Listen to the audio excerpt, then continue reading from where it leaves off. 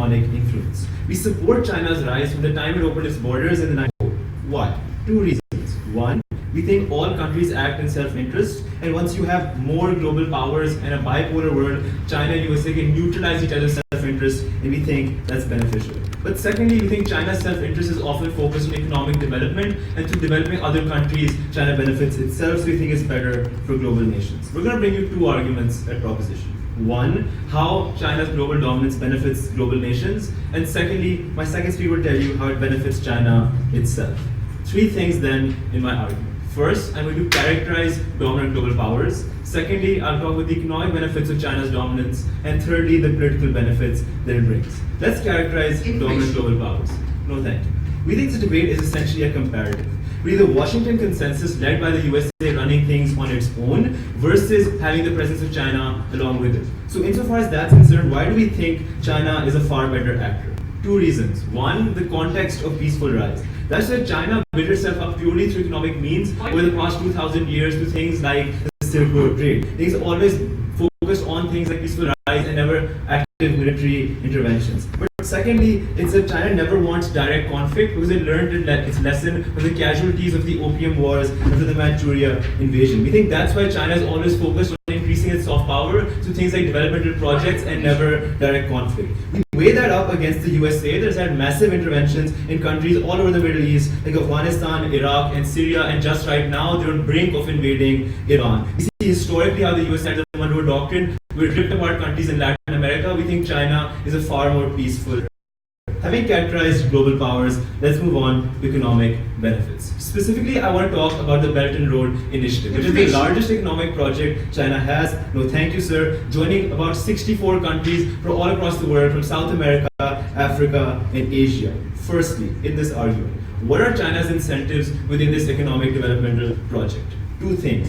One, China needs a market for its goods because it has overproduced the amount of goods that it has. That's why it actively needs countries to buy its goods, and that's why it started this project.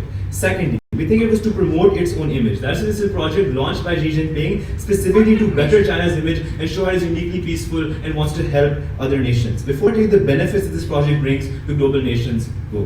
Who owns the Gwadar port in Pakistan or Colombo's International Airport, and why? Yes, I know for a fact that China will own Pakistan's Gwadar port in about 40 years. I'm going to weigh that up in my comparative economic benefits in a while. But remember, that is not the vast majority of cases. If there's 64 countries bringing benefits to all of them, and you have a few bad examples of China's projects, I don't think it's enough to regret the entirety of the economic benefits. That's not good enough. Sit down. Four benefits. First, how you have the influx of goods that you otherwise would never access. That's why when China can bring in technological goods into your country you otherwise never have, this is a massive benefit. And note, this doesn't harm local producers because they aren't even goods these countries in Africa and Asia are producing themselves, which is why I think it's uniquely beneficial. But secondly, construction operations that happen within this, right? So China actually funds the development of things like bridges, ports, of roads, all of which can be used to better your transport infrastructure and trade not just with China, but with the 60 other countries within that same project. Thirdly, it leads to massive amounts of employment opportunities, right? Because you need certain people to build these roads, to build these projects in the first place. And we think this creates massive amounts of blue-collar jobs for people within these nations. So it's far cheaper to employ them as compared to bringing in workers from China to do the same labor. And fourthly, we think it leads to the cultural interaction exchange across 4 billion people, and that brings massive cultural benefits. But what is the way up in this debate? The comparative they have to defend is alternatives like the IMF and the structural adjustment programs that it has, which we think are uniquely insufficient and exploitative. Just look at the exploited economies of Afghanistan, of Argentina, of Greece, and of Pakistan itself, right? Because the IMF pushes one-size-fits-all policies that trap countries in a cycle of debt because they simply do not work. And this is where we take ourselves at our worst, right? Because even when you have your port stolen after 40 years in Gwadar, we compare that to what happens with the IMF, right? You don't even access those short-term benefits for 40 years because they automatically introduce austerity, which means less public spending, higher taxes. People are poor right now as compared to 40 years in the future. So that really is the comparative. That's a trade-off we're totally fine with making. But the second way up is about the environmental progress that China's economic development brings. That's to say, since 2013, China has had active very strict environmental policies. That's why the AIIB, whenever it gives loans, make sure that any kind of developers follow the environmental procedures. We weigh that up against the USA and the kind of development it has, right? Where, for example, the USA hasn't even signed the Paris Climate Deal, but they're already in the pockets of the oil lobby. You don't see any kind of environmental leadership happening from the end of the West. We think China is a unique leader in this scenario. scenario, and that's basically how benefits are uniquely important. Thirdly, then, on the political benefits that we have from China. I think the most important thing to say is that China is uniquely the actor that's standing up for the rights of countries within Asia, right? Because the West simply does not care enough, and the simple reason for that is geographical distance. That's to say, they cannot feel the harms or spillover effects that the operations they conduct in countries in places like Asia and Africa have, which is why we don't think they simply care, right? Geography is a huge reason, right? So, for example, the USA waited about 3 years to launch the second front in World War II simply because it was so far away from them, and they simply did not care enough. China, as the leader of the countries within Asia, has a unique incentive to care about these nations and to help them. What does this look like? One, this is going to be a bit of a weird example between India and Pakistan. China stands for Pakistan in its dispute over Kashmir with India, right? You think that would never have happened with countries like the USA or the West. Or secondly, it keep North Korea in check, right? Because the comparative on their side would be the USA would be able to invade North Korea, and I don't know, we'd be living in nuclear winter. We think that's a massive benefit on our side when we stand up for the countries in Asia and the global South as a whole with China as its leader. No, thank you. Second, we think it allows you to keep a check on the USA because China is uniquely the only actor that is powerful enough to counter America. And this is really important to understand. I'll give you an example. So America intervened in Chad, and after that China rebuilt their economy. This was uniquely harmful for America. Why? Because then all of the political influence and support that Chad had went straight to China, which means USA has a decreased incentive to want to intervene in countries because it knows that China is going to go and rebuild them and gain political influence in the international sphere. Which is why America has internationally increased the amount it involves itself in other countries in order to make sure China does not get benefited. But finally, let's take ourselves at our worst, right? We say even if China becomes a hegemonic figure in the political sphere, why that's still better than the comparative? Because there is less of a capacity to do so. But the simple fact that yes, China is autocracy, yes, China is not democratic, this means people are less willing to tolerate any kind of interventions that China would have, right? Because the USA always has that excuse. Oh, we went to Syria because we wanted to bring democracy. Oh, we went to Iraq because we wanted to bring democracy and liberate the people. China can never make that same excuse, which means they have a far decreased capacity to intervene in countries, which means even when it is a political hegemon, it will be a far less dangerous political hegemon on our side. Finally then, what is the burden of the opposition in this debate? We think one, they have to tell us what their counterfactual is. Would they support a world of pure US hegemony? Would they be with some level of Chinese influence, maybe opening the borders in the 80s, maybe they might not support the BRI? They need to tell us specifically. But secondly, they need to tell us what is so unique about China. We cannot support them specifically as a globally dominant power, but others can. Very proud to propose.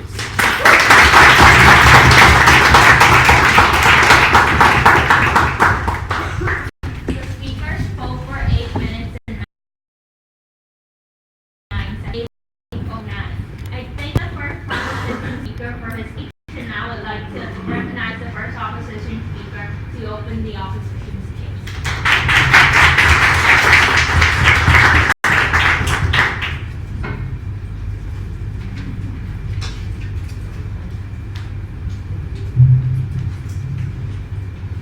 Can I start?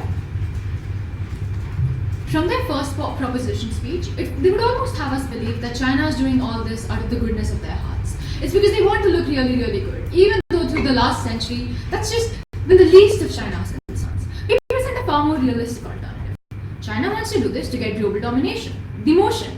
And because of that exact reason, the incentives of China are not to just build ports because they look really, really good. It is to build ports so that it can dominate those ports and it can get those ports in the first place. In this debate, we acknowledge the elephant in the room. Clearly, we know that the US in the past has done bad things. That cannot be a justification to allow China to do bad things in the present. That is what we oppose on our side. In fact, we think that the West and the European Union are getting better and better as time goes for a few reasons. The fact that they're actually influenced by democratic pressure from inside. The fact that their public is becoming less and less, more and more opposed to things like the war in Iraq. All pressures that we're seeing increasing within the United States. Fact that external influence, no thank you, from nations in the European Union means that the West doesn't have the ability to just act unilaterally to the same extent. The fact that it has learned from the very same mistakes they wanted to characterize on their side. The fact that newer US governments are less and less likely to have a pro-intervention stance, considering that they want to do things like place America first. So what this means is that right now, the kinds of policies that the US is undertaking, no thank you, are interventions primarily for things like counter-terrorism efforts. It also looks like institutions like the World Bank and the IMF giving more loans right now. So when we've seen with the new people rising within the IMF, people like Kaushik Basu, we've seen that the IMF gives more loans right now. Structural adjustment was a thing which happens in the last century. They need to actually give us reasons why the IMF is doing this right now, even though it's not, even though we've seen that it's not true in the first place right now. No, thank you. Considering the fact that the World Bank has given India almost $1 billion worth of loans to do things like build dams and invest in infrastructure. The second important thing to note about the world right now is we are seeing a rise in regional powers. America, India in South Asia, South Africa in the African Union, and China disrupts both these trends. We would far rather prefer a world where the West has more influence than China and isn't a hegemony, because it isn't right now, and where these regional powers gain more and more power. For China itself, we would like China to act a bit more like India, in that it develops on its own, it engages economically with other countries, but it does not do so with the intent to dominate the world. A few good points of rebuttal then before I get into argumentation. On the argument about benefiting nations, no thank you. The first thing to note is that the point about China rising peacefully is an absolute lie, because we've heard of Taiwan, we've heard of Hong Kong. China has never been a peaceful actor, no thank you, and they need to do more than just assert that China has incentives to be peaceful. We've seen internally as well, China doing things like crushing over protesters in Tiananmen Square. No incentives from their side for why China is a nation which is inherently peaceful. But next, what they mean by China bringing cheap goods and economic development is China carrying out processes of dumping. That is, China aggressively subsidizing its own goods and flooding markets of developing countries around the world in a way which crushes their industries before they have the ability to develop. And thirdly, on that point about the environment, come on, China has the most smog-filled cities in the entire world. It is not a signatory to the Kyoto Protocol. They need to say more rather than saying China likes the environment. This is just not true in the real world. No, thank you. But fourthly, on China's standing for Asian countries, South China Sea panel is a shining example of China not standing for Asian countries at all. China wants to dominate within Asia, and this is at the expense of the very Asian countries they cared about. The extent of their analysis was, no thank you, China is close to other Asian countries, so it likes them more. That's simply not enough. The rest of my rebuttal will be integrated. Two arguments then. Firstly, while the process of expansion of China is in itself deeply damaging. Secondly, if China gets dominant at the end, that is damaging as well. Before I move on, yes. At least on our side, the US and China can keep each other accountable. What you have to defend on your side is sole US hegemony. I already gave you a whole list of reasons why the sole US hegemony does not exist anymore. But two different powers existing does not mean countries get to choose. We've seen the Cold War. Two different international powers existing does not mean both powers cooperate and negotiate with each other. It means both of them get more and more aggressive. My second argument is going to tell you more about that. On the process of expansion, China's financial methods like the One Belt One Road aren't particularly good.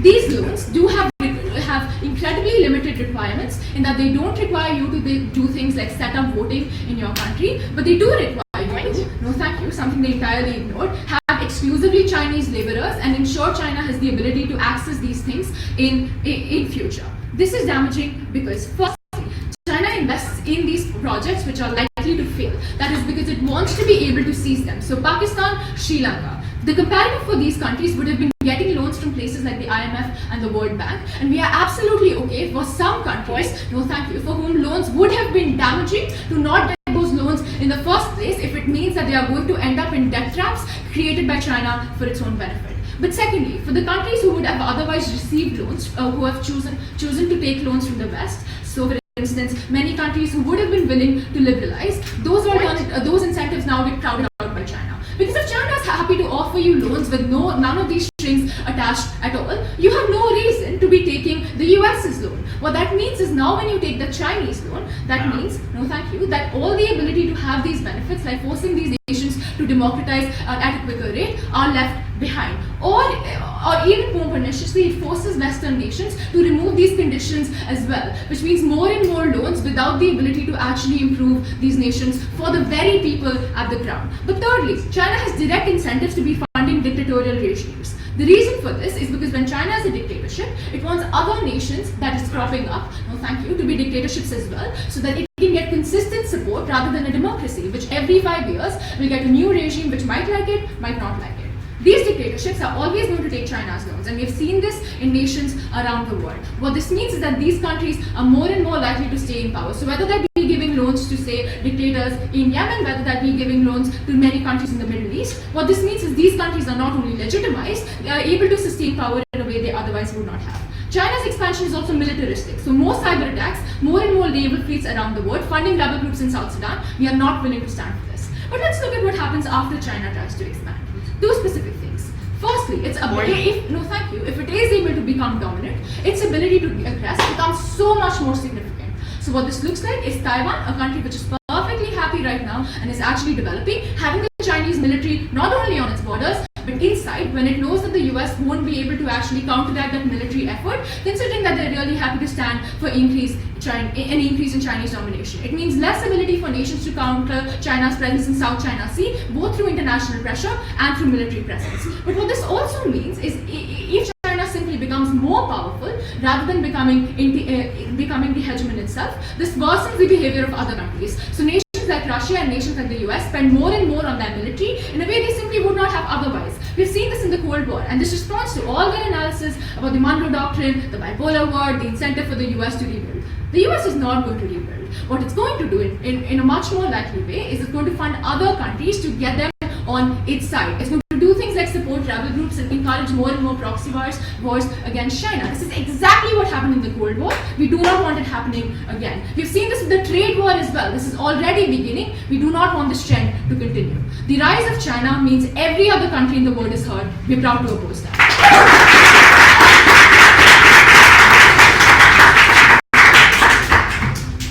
Speaker spoke for 8 minutes and 12 seconds. 8-1-2. I thank the first opposition speaker for her speech, and now I'd like to invite the second opposition speaker.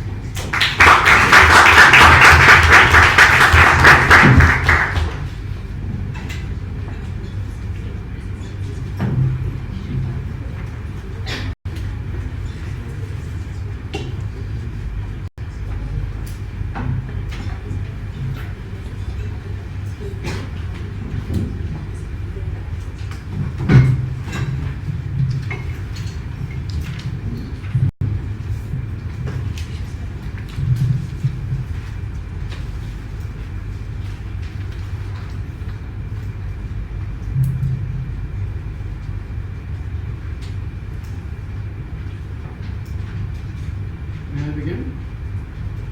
The kind of selective accountability on part of the opposition is the exact kind of narrative that those who support the Washington consensus run. When the USA funds Free Syrian Army, it's freedom. When China does it, it's apparently trying to topple a stable regime. We believe that in a world like this, where the US has been pillaging and looting, we believe China is an avenger of the global South and is helping save it. We are not saying it is a benevolent act.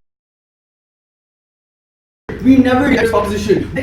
It feels the same pain as these other countries, and its self-interests are aligned simply because of the way the US has treated all of them in the past and continues to do so. We will prove to you how the self-interest aligns with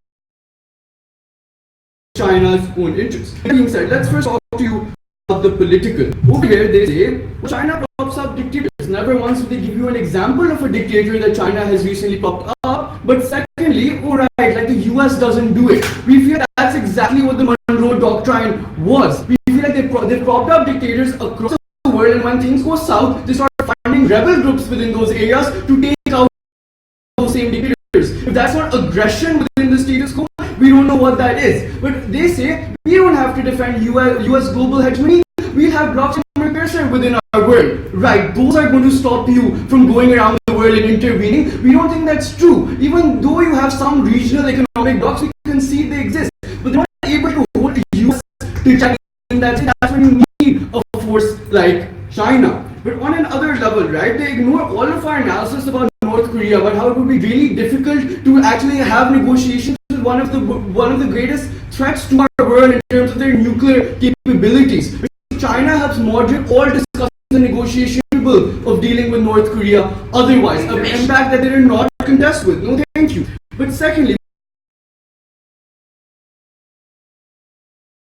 protects countries against Pakistan when it comes to the Kashmir issue from their aggression and retaliation of India. We don't understand why they didn't really refute this. But on another level, when they talk about the South China Sea, it's really interesting because they paint it out as if China is always on the bad side of that conflict. We don't think that's always what China is doing in that instance is defending itself from the kind of invasions that Japan partook in within, for example, the Naka massacre, where they literally massacred 1 million peasants. They were able to do this because they had access to the sea at that time, able to go to China. This is a mechanism, we believe, of self-defense for China. We think it's completely legitimate. No, thank you. So we've clearly shown to you on the political why we win, how they're making the world better and serving as an important heavyweight to counter the influence of the US. And understand that their idea that the US is progressively getting better is just simply factually inaccurate. They would have probably stopped after Vietnam because of flourishing democracy, but clearly they didn't. And that's because democracy as a mechanism has constantly failed to keep these people accountable, these politicians and these lobbies and their military complexes. We believe that in that instance, you need China to hold them accountable. But even if we admit that they've recently started backpacking, how they haven't directly invaded in Venezuela or Iran yet, that's the status quo. That's a world where China is incredibly dominant. So any positive trend you're seeing in the last 5 to 6 years is because of the counterbalance of China. How China, for example, defers oil payments and helps prop up Maduro's government, with that's completely fine. Because this illegitimate narrative that Maduro's government is inherently unstable, we understand their complexities. It's not always black and white. But the US makes it seem black and white, intervenes within these countries, causes massive collateral damage. We think that's far worse within your world. Second issue, on the economic. Before I get to that, which world has more sustainable environmental development? Opposition says, China's cities are very murky, there's a lot of smog over there. So is India's. China's actually doing something about it. So is Pakistan's. What we China does within this instance is it, for example, implemented programs like planting trees outside Beijing, 1 million trees. We believe this has been accelerating that. We give you stats, but how the Asian Developmental Bank has environmental locations attached to it. Let's concede the entire world has in the last 100 years contributed to making the environment worse. Who's actually taking leadership in the global arena, doing something about it and not backtracking? We believe it's China, and climate change is a huge benefit because it impacts the entire world, not just some stakeholders. Let's move on to the economic ideas. Here they concede to our entire positive case. They say that when organizations like IMF would drop certain conditions, exactly, that's a good thing. You should drop conditions like austerity, which harm the people. Because understand, even if you get access to a port within a country 100 years later, in your world you wouldn't really be developing that port to begin with, because the fact that IMF does not have any incentive to give you loans. This is IMF is giving you more and more loans. That's exactly true, because you need to compete with China. That doesn't happen within your world where China isn't globally dominating. They have more incentive, more and more loans. But we believe within our world's harsh measures are removed, and we believe these measures harm the most vulnerable within these countries. So if we really cared about them, they would concede to our case. But when it comes to employment, they're simply lying to you. We come from Pakistan. We know that workers within Pakistan economic corridor are Pakistanis simply because of the fact that it's cheaper for them. When was the US more likely to get militaristically aggressive? During the Cold War, or at a point when this bipolar tension did not exist?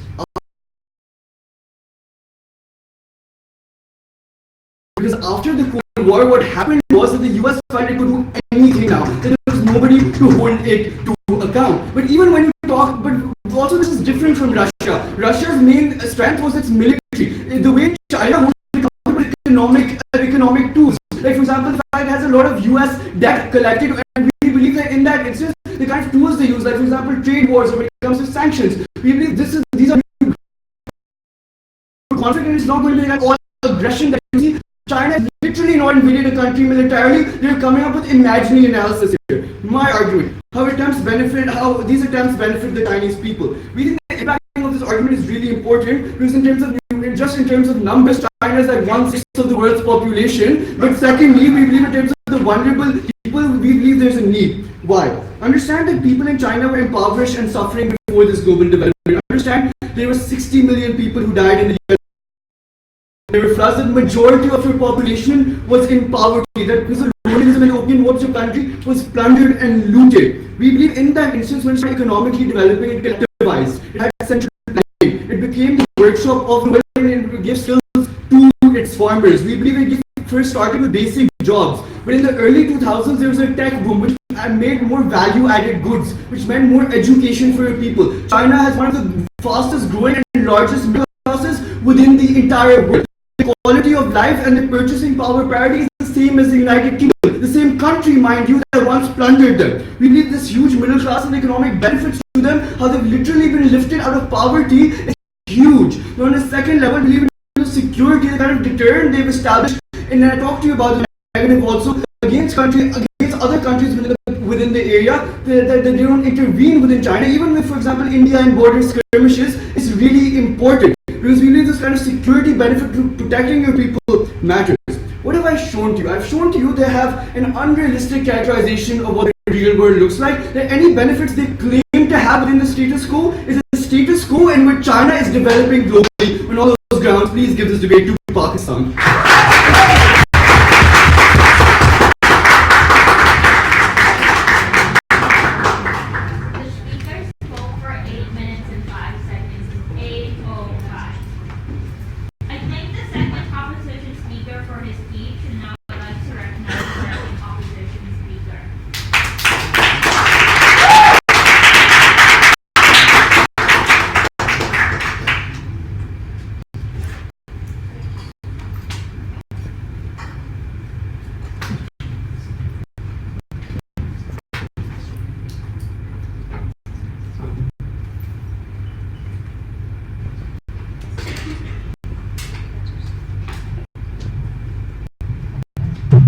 Am I speaking into the microphone? Yes.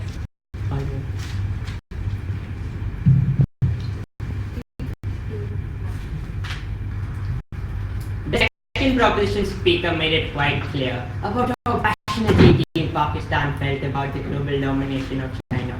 They are the Avengers. I marvel their ability to call them Avengers when their examples are China needs to defend itself from a Middle Ages 1800 Japan attack. Feel the pain that Maduro was experiencing in Venezuela when the US is calling him out for the economic turmoil he has placed millions of his citizens in. That is the China there for you, the real China, not the Avenger fancy that proposition wanted to paint for you. I'm going to do two themes of rebuttal before I move on to the argument. Firstly on military, secondly on economics. Firstly then, let's talk about military.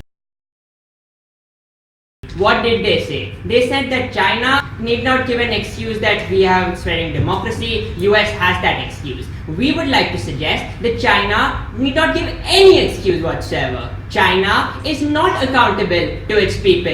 Xi Jinping has a lifetime term, which is to say that people inside China are not particularly matter, which is to say that on their side of the house, this excuse that they want China to give does not really stand whatsoever. But next then, what did they tell us? They told us that we want China to stand for regional powers and for the Pakistan to be supported in the Kashmir conflict. I have an alternative, very controversial suggestion. I would like to be friends with Team Pakistan. I want China to not divide us by fueling a conflict that has caused massive amounts of deaths, conflicts, political turmoil in both these countries. If dividing nations on the basis of ethnic lines is what proposition calls standing up regional powers, we are entirely happy to reject that on our side of the house. No, thank you. But what then did they tell us? They told us that China is a particularly good nation because US is too far away. US is too far away to help out other countries. I submit, today transportation has become quite good. US can send a bunch of its soldiers like in 1950. It may have taken 3 years. Unfortunately, maybe they were walking on roads before they entered Germany. But now I would submit that a flight ticket is easier to book. No more time wasted for US before it far away foreign lands in order to ensure peace and stability. But even if it takes 3 years,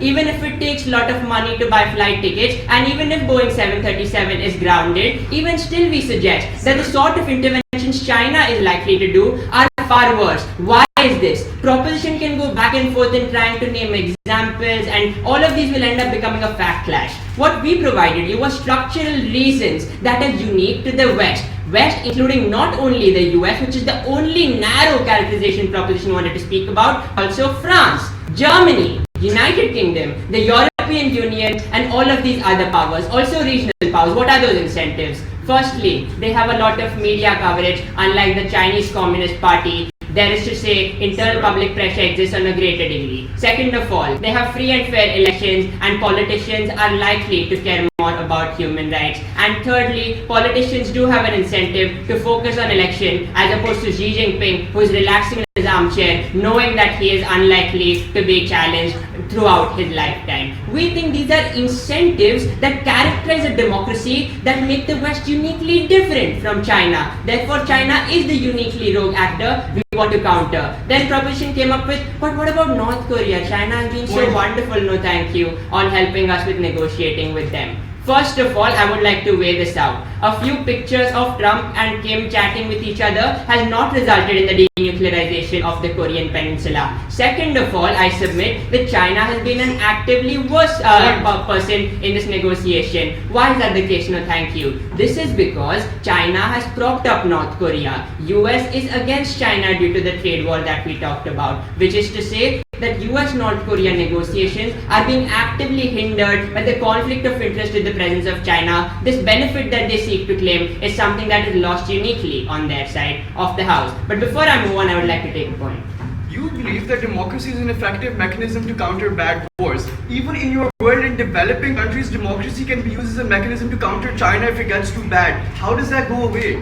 Because of the fact that China is the country who has given them millions of dollars and then control the roads which are built, control the One Belt One Road initiative, the Silk Road, the global hegemony that China is seeking to establish, owning the ports and airports as well as other land on your country. That's why these countries in the developing world have no counterbalance, cannot call out China and cannot speak in front of the international world because they have been subjugated. On to the second part then, on economics. What did proposition tell us? They told us in their first speech about cultural exchange. We think a bunch of Chinese workers moving over to, let's say, Nigeria is not a particularly valuable form of cultural exchange. But even if it is, US workers can do that. But then they talked about employment, and what was the analysis under that? It only came in the second speech. We know this because we know that Pakistani workers work in these industries. I'll be clear, we accept that there are a few Pakistani workers engaged in these projects, but the vast majority of them are Chinese people. China, with its overproducing goods that proposition talked about themselves, is likely to dump their goods in these places, likely to ship their own workers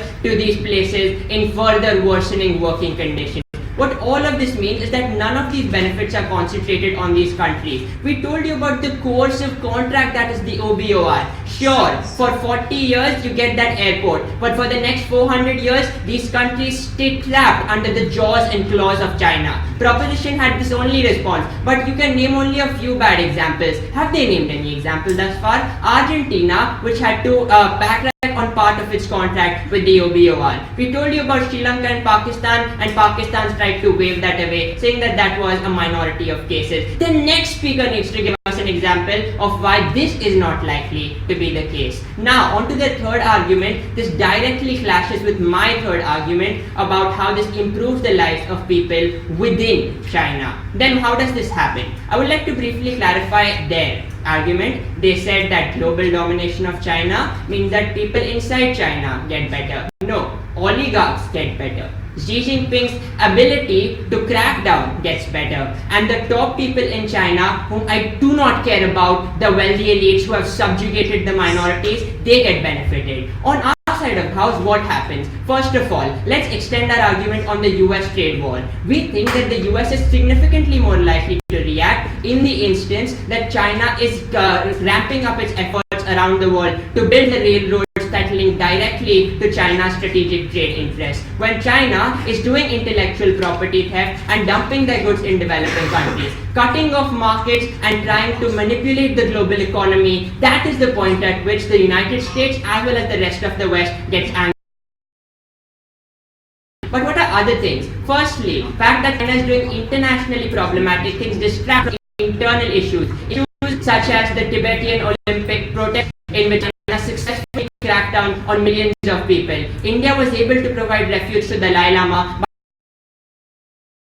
but we want to do more at Team India than just head of the religion, but as a Tibetan minority who was suppressed by China successfully. But also, the anger is now not only directed to China, but to Chinese citizens. Political capital reduces within the West. Also, countries who are currently reliant on China are unable to call them out and speak about the subjugation in the contracts and negotiations involved. At the end of the day, proposition wanted to paint China as the avenger they love. We tell you, it is not. We oppose.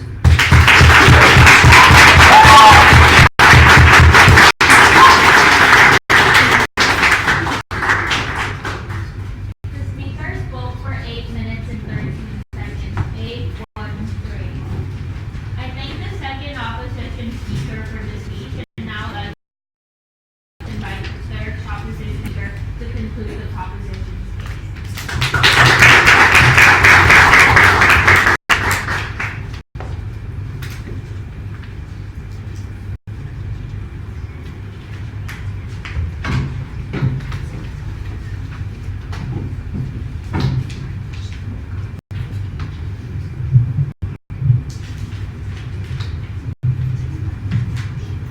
Am I audible?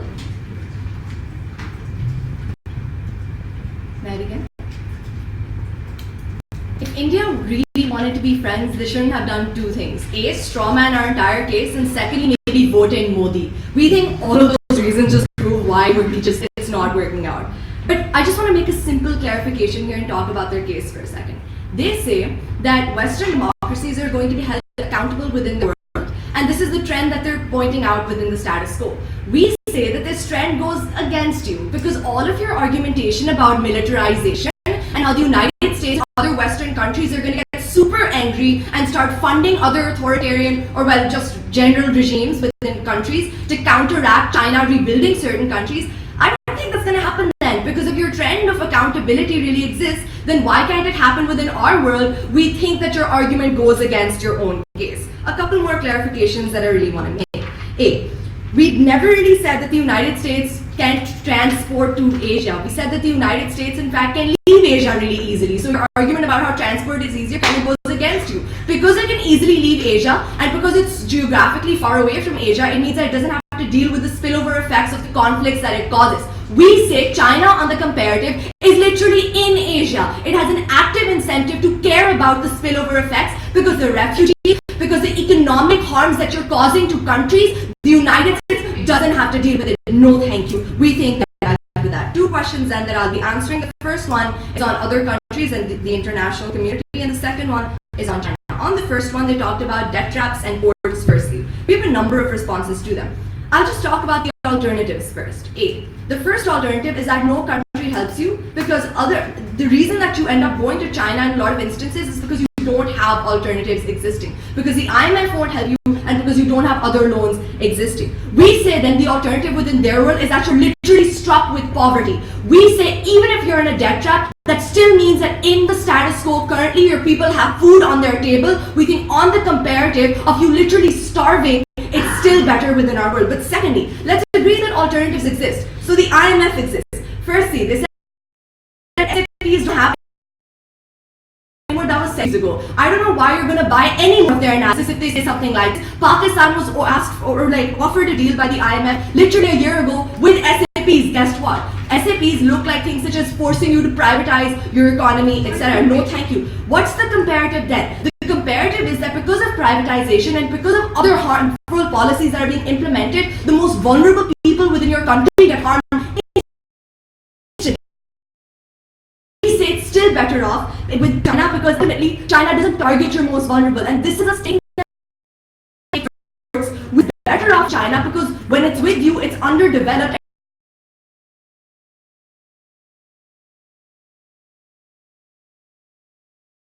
not really doing much with it. We think China can develop it and you can still make profits off the same port, ladies and gentlemen, unrefuted by them. Thirdly, we say China has an incentive to not be as terrible to countries. Why? Because China, like they said, sells good to these countries. If China actively messes up their economies, who will it sell goods to? I don't think it's going to be the same developing countries anymore. So your entire argument about how China has an incentive to put countries into debt traps falls instantly with your own analysis about how China has an incentive to sell goods to these companies as well. Which one is it? No, thank you, madam.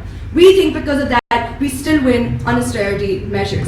And more so, we'll just add a bit more analysis to this. We say countries can hold China accountable through a lot of different means. We gave you examples. Let's talk to you about some more. Sri Lanka voted in a new government recently because they wanted their new government to negotiate the debt trap that they had with China. It was because of that they sold off their port, because China freed them off that debt. That is what the people wanted. We think democracy can force you to hold China accountable as well. We think because of that, or even if we disregard this analysis, we think China has an incentive, according to their own analysis then, to be better to these countries. Why? Because it's still growing as a superpower. So it continuously needs allies, because if it's all of a sudden it's terrible to countries won't just go to, no thank you, won't go to China for loans anymore. They're more likely to go to the IMF or other countries, assuming alternatives exist. We then think, and the example we're giving here to you is of Malaysia, where China actively changed the terms after Malaysia asked them to, after China took Sri Lanka's port. We think that's the accountability you have, because China still needs allies because it's growing as a superpower. Secondly, their argument about how you're forcing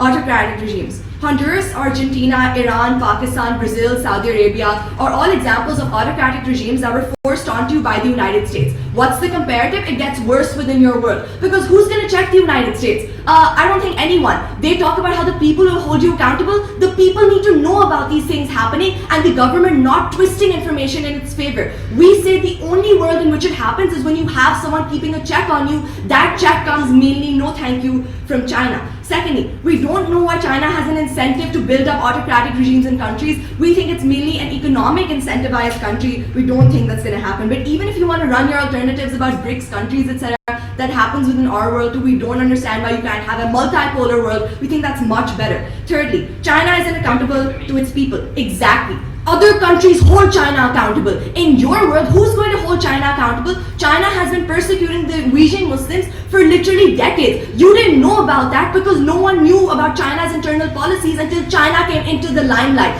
We say international countries will then hold China accountable within your world. But on the comparative of China not being accountable to its people, that's uncomparative material. That happens within your world too. Unless you're going to tell us how you're changing it, you can't run this argument. Lastly then, well, on Xi Jinping, they said no thank you that the Xi Jinping, well, they said that as far as Xi Jinping was concerned, China was bad because it kind of bolstered up North Korea. We think in fact that's not what happened. China gave the United States a way to negotiate with North Korea. It was a vogue state. We think that it helped them in that regard. What did we say to you that they never really dealt with? We talked to you about IMF, we talked to you about how the dumping that happens is of goods that you don't have. So you're not hurting your local economy. These look like tech goods undealt with, ladies and gentlemen. We talked to you about how you can have blue collar jobs. They said that no, these are Chinese workers. That's not what happens in the status quo. We think that in fact it is no thank you. We think it's your local workers because it's cheaper to have your local workers work. They dropped our argument about the environment. We talked to you about how China furthermore has an incentive to care about Asian countries. We think they never properly dealt with all of this.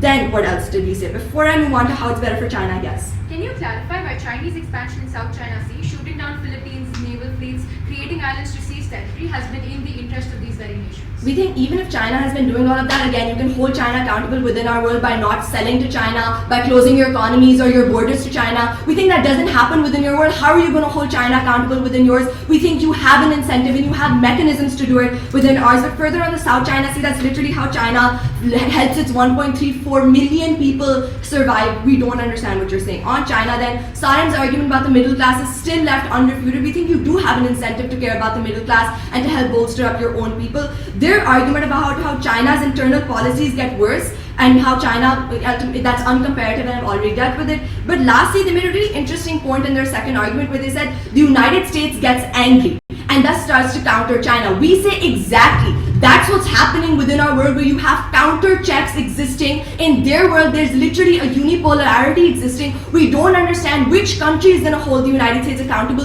You need to be as powerful as the United States to properly hold it accountable. We say that feeds into our analysis on all those levels. We've talked to you about how it's much better for the international community, how it's better for developing countries, how it's even better for China as far as accountability is concerned. We think we win on all those grounds. Proud to propose.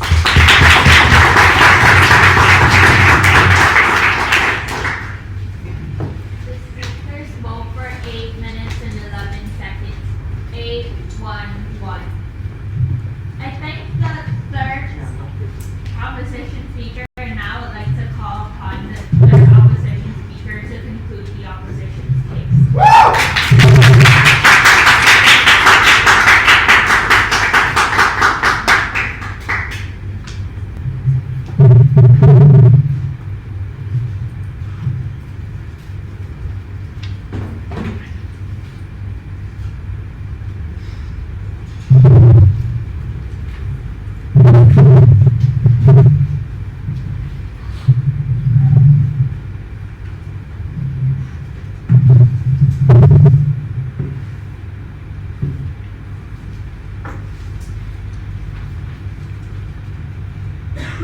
The third proposition speaker says at many points that developing countries can hold China accountable.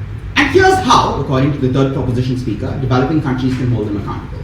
They can close their borders to them. They can stop trading with them. They can stop diplomatically engaging with them. They can move out of the One Belt, One Road initiative. Let's be clear. That sounds a lot like the case of side opposition in this debate. That is to say, the best way to hold China accountable, to hold massive geopolitical powers accountable, is to prevent them from ensuring that they systemically entrench their influence, to ensure that you're not dependent on their goods and services when they flood your borders with these goods and services, when they decide who your government is, when they control your airports, control your roads, and control your bridges. If you really want to hold China accountable, you need to ensure that it isn't entrenching its dominance in a way that you as a developing country can never hold it accountable, in a way that the Chinese government always benefits at your expense. 3 questions in this speech. Firstly, how does this affect the military and geopolitics? Secondly, is the economic dominance no thanks of China beneficial? Third, how does this affect China internally? Firstly, on military and geopolitics, they told us that the US has had a history of bad interventions and has a deeply irresponsible military.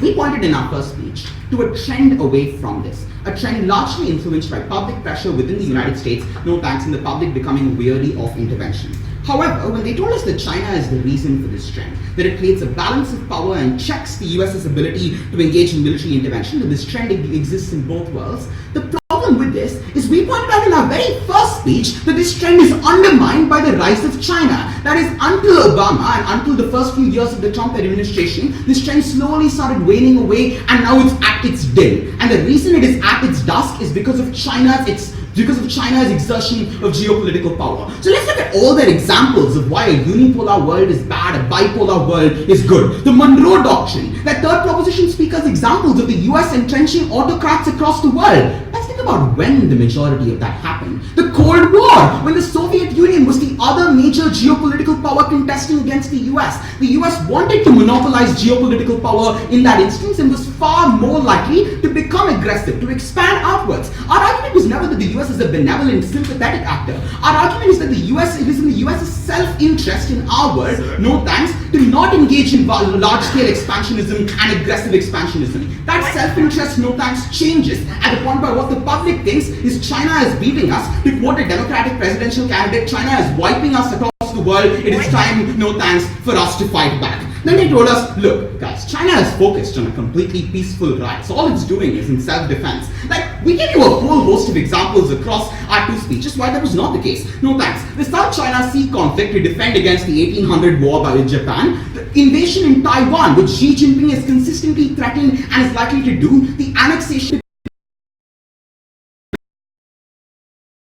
The thing. Essentially, the US has done a lot of bad things. It had a lot of failed interventions. But not in one intervention has it annexed another country. No thanks. Not in one intervention has it at least not tried to implement a democratic regime. China, on the other hand, has no such qualms. It is happy to annex Tibet. It is happy to threaten the invasion of Taiwan. China is clearly a far more irresponsible actor, and it turns the US into an even more irresponsible actor. And if they really think China's rise is not peaceful, ask the victims of cyber attacks across the world using zero-day vulnerabilities that we all regrettably know way too much about. China has been responsible for this, right? Then they say, look, Kashmir, China assisted one country in Kashmir, and wasn't that a great idea? But that plays into our argument on proxy conflict that we gave you in our first speech. That is, no thanks, there's two superpowers in a bipolar, giant oligopolistic world. It makes it far more likely that proxy conflict exists. They fight by proxy in order to entrench their geopolitical dominance. We've seen this throughout history. Literally, their argument would apply to nuclear proliferation, like countries should proliferate more and more nuclear weapons to create a balance of power. Historically, that's resulted in mass proliferation of nuclear weapons, the same way we suggested that proxy conflict and geopolitical dominance among a couple of powers, no thanks, is a bad thing.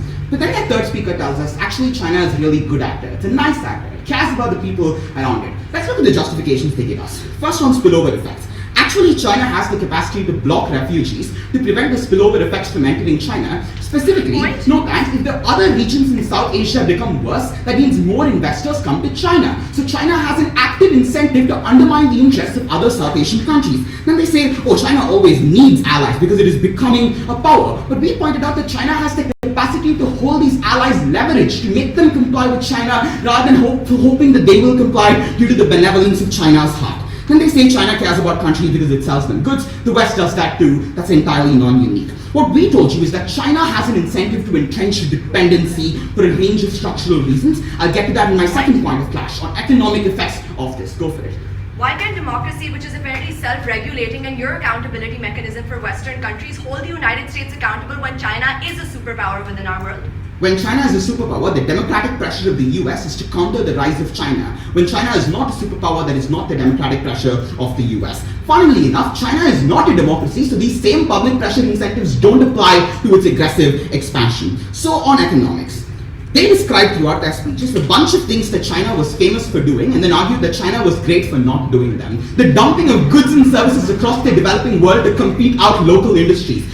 Literally, they said China doesn't import Chinese workers into sub-Saharan Africa, when literally any debate example of a country importing workers to another country is going to be China, because China is famous for doing that to try to expand the number of people who have jobs and tackle unemployment within China. That means other countries are actively hurt by Chinese economic expansion. They told us the Belt and Road is great because of goods and services. Failing to engage with the long-term debt, the crippling debt, more crippling than my 2-week fracture that it places countries in. Next they say that the conditions are bad, austerity is really bad. Yes, the IMF imposed some level of reforms on Pakistan. Not austerity, but some degree of reforms. But the reason they did that is because Pakistan was in debt due to China, specifically the CPEC, the Chinese-Pakistan Economic Corridor, which threw Pakistan into debt and forced it to turn to the IMF. If you really think China is such a great actor, we press you to defend that. At the end of the day, what we told you is very simple. China has an incentive to entrench dominance. It entrenches a single authoritarian regime because that's the regime that it can negotiate it with for many years. They said there are no examples. What about Sudan? First they backed Bashir. Bashir went away. Now they're backing Hemeti because he's also an authoritarian dictator. Similarly, China has done this across the world. But it's not just authoritarian regimes. They create economic dependency among these countries to force them to comply. We don't want countries to comply to the hegemonic rise of an irresponsible actor. But the comparative is regional blocks, regional powers rising, regional powers who China actively undermines at the point where it holds them hostage. Third question on the effects on China. They said this benefits the Chinese people. Of course it benefits the people at the top. We're not denying that. Of course it benefits the upper middle class oligarchs of China. Who it doesn't benefit is the Chinese people. Specifically, when they say other countries, and we gave an argument in our second speech on why this is the case, how we raise accountability on human rights abuses, how that is actively undermined in our world. Their response is twofold. Firstly, they said, literally, when China becomes a power, the human rights abuses come into the limelight. Frankly, I think that abuse in Shanxing is already in the limelight. We want it to actually be called out, right? But secondly, they told us, finally, the reason this benefits China is because this causes China to plant trees.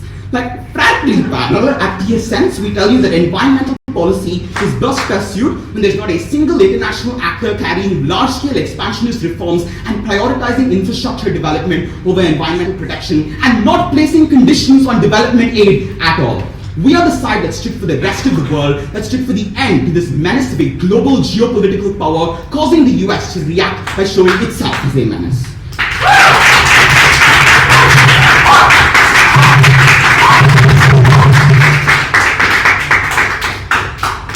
The speaker spoke for 8 minutes and 22 seconds. 822. I thank the third opposition speaker, and now I'd like to invite the opposition reply speaker.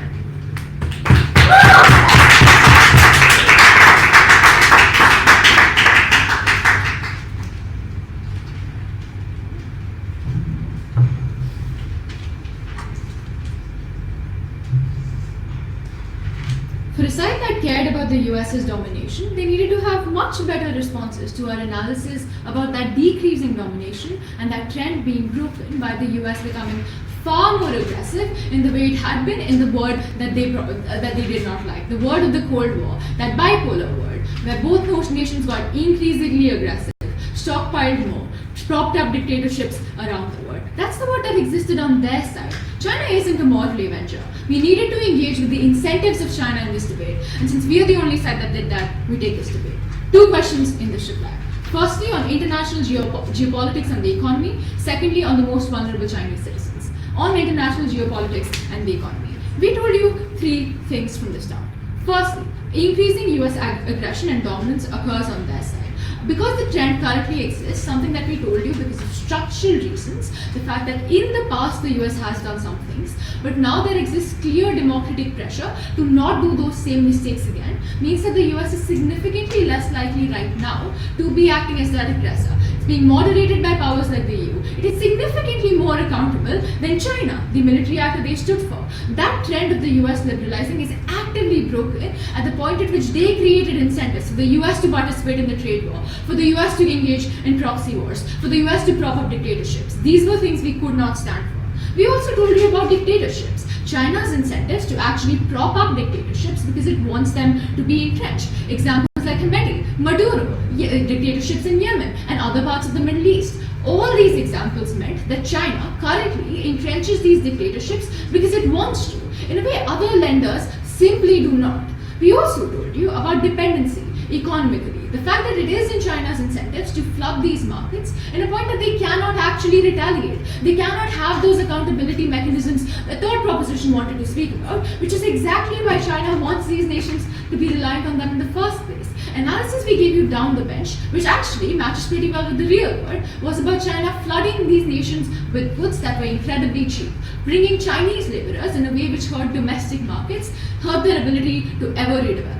All they said in response to this, throughout their three speeches about geopolitics, etc., is that loans are good and we want a bipolar world. Never really telling us why a bipolar world meant that meant less aggression rather than increased aggression, and never really telling us why all loans are good loans. We gave you an analysis for why structural adjustment policies aren't the problem right now. In fact, we'd far rather not have countries trapped in debt traps, which they can never recover from, which means their ports are seized from them, which means their people are damaged when other governments in the future need to struggle and need to negotiate with China's deeply damaging terms in a way which hurt these citizens. And we told you about the fact that better loans could in fact be much more beneficial because they could force these nations to liberalize in a way which benefited these very citizens. On the next question then, about benefits to Chinese citizens. We gave you an entire argument in our second opposition speech about the fact that the 1.3 billion people they wanted to speak about and constantly pay were in fact much more likely to be hurt on our side. The fact that China is much more likely to invade in Tibet, to worsen its practices in Tibet, to worsen its practices in Xinjiang. It becomes much harder to actually challenge China when it isn't accountable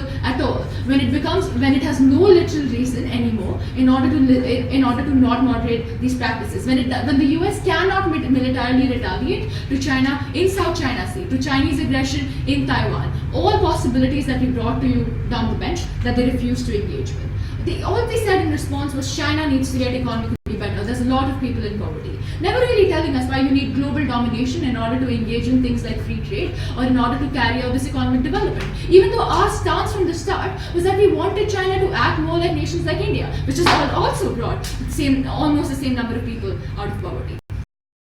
Since ours was the side which Cold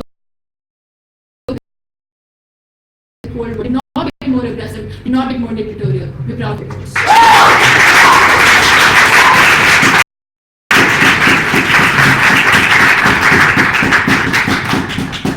The speaker spoke for 4 minutes and 18 seconds. 418.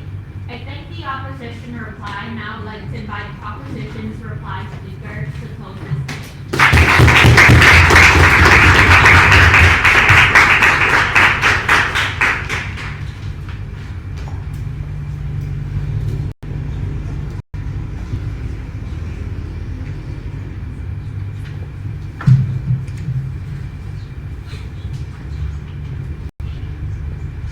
May I begin?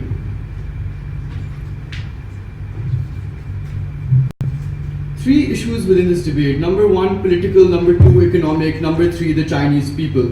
On political, understand that they finally come to refutations on our argument regarding the trend that you see right now being attributed to the rise of China, the positive trend when it comes to the US retreating at third opposition. But let's still engage with this idea, because they say that Trump is now considering going back. We believe that's fine. That feeds into our analysis of how they serve as a counterbalance for each other. You can't at one point be arguing that they won't balance each other out and there'll be this Chinese hegemony across the world, and at the same time be saying that Trump is coming back and into the world. But secondly, understand something. This positive trend wasn't going down with Obama. He conducted a few interventions of his own, even if us liberals here don't want to admit it. Because when it comes to Obama, he had Libya. We believe he continued the war within Syria. He said he'd pull out of Afghanistan. Let's see how that turned out. But on another level, we told you that even if you're going to be more aggressive, it's not like the Cold War, because China does simply not intervene militarily. We gave you structural analysis for why this happens at first proposition and carried it through our bench. So even if the scale of conflict or aggression is economic, what does this actually look like? We told you it looks like developing countries getting the best possible loan or getting the best possible kind of deals, because you have two competing countries. They're not competing to take over your country, they're competing to get the best possible deal out of you. That's perfectly okay. Sorry. With that being said, they also talk to you about how there's going to be no accountability mechanism within our world. We told you that because you have this incentive to grow your power, that there is an accountability mechanism, that you need to show that you are a good power that has a lot of soft power. Over here, they said, no, this just doesn't happen. We gave you the example of Malaysia, how to get it into the fold of the Belt and Road Initiative, and to get other developing countries in, it needs to portray itself as not being completely authoritarian. It needs to show itself as caring about these countries, and how to import goods within these countries. It also has that added incentive. So we believe and lastly, over here, the idea of authoritarianism versus democracy. Over here, they said they're going to have no qualms about putting up an authoritarian dictator. Understand something over here. They haven't done so far. They haven't given any example of how they have, or they haven't given any structural reason why they would. This is completely uncomparative, because this idea that dictators, that the West labels individuals as dictators, and then a few years later says that these are the same freedom fighters within this world, means it's not as black and white as you think it is. Authoritarianism isn't just one face. We believe they also talk about how it's wrong to fund rebels within South Sudan, but when the US funds rebels